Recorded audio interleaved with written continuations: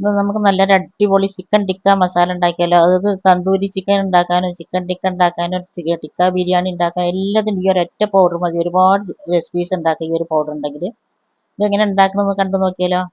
അതിന് ഞാൻ എടുക്കുന്ന എല്ലാ സാധനവും നല്ലപോലെ കഴുകി എടുത്തതാണ്. അതിലേക്ക് 3 ടേബിൾ സ്പൂൺ മല്ലി എടുത്തിട്ടുണ്ട്, 2 ടേബിൾ സ്പൂൺ കുരുമുളക് എടുത്തിട്ടുണ്ട്, 3 ടേബിൾ സ്പൂൺ ചെറിയ ജീരകം എടുത്തിട്ടുണ്ട്, പിന്നെ നല്ലൊരു വലിയ കഷ്ണം പട്ട എടുത്ത് 2-3 കഷ്ണമാക്കി പൊട്ടിച്ചിട്ടിട്ടുണ്ട്.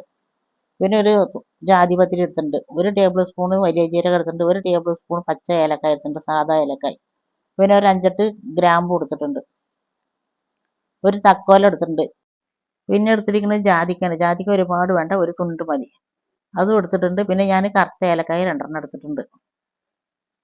ഇതൊന്നും നമ്മൾ ചെറിയ ജീരകവും വലിയ ജീരകവും മാറ്റിയിട്ടുണ്ട്, ഇതിൻ്റെ കൂടത്തിൽ ഇട്ടിട്ടുണ്ട് പറഞ്ഞാൽ അത് നല്ലപോലെ കരിഞ്ഞു പോകും. അപ്പോൾ അത് ചെറിയ ജീരകവും വലിയ ജീരകവും മാറ്റിയതിന് ശേഷം ബാക്കി എല്ലാ സാധനവും ഇട്ടിട്ട് ഞാൻ അതെല്ലാം മീഡിയം ടു ലോ ഫ്ലെയിമിലിട്ട് ഒന്ന് വറുത്തെടുക്കുന്നുണ്ട്.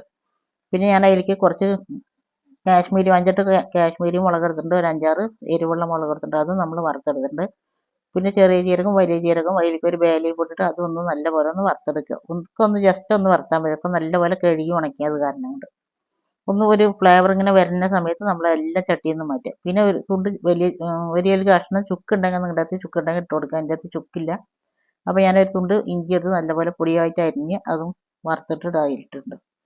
പിന്നെ ഒരു ടേബിൾ സ്പൂൺ ഉപ്പിട്ടുണ്ട് പറഞ്ഞാൽ നമ്മുടെ മസാല ഒരിക്കലും കേടുവരില്ല. പിന്നെ അതിലേക്ക് ഞാൻ ഒരു ടേബിൾ സ്പൂൺ കസൂരി മേത്തി ഇടുന്നുണ്ട്.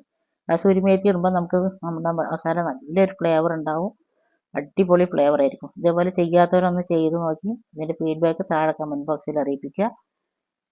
ഇഷ്ടമായ ലൈക്ക് ചെയ്യുക, ഷെയർ ചെയ്യുക, സബ്സ്ക്രൈബ് ചെയ്യാത്ത കാണുന്ന കൂട്ടുകാരുണ്ടെങ്കിൽ സബ്സ്ക്രൈബ് ചെയ്യും. അപ്പോൾ ഓക്കെ, താങ്ക് യു, ബൈ.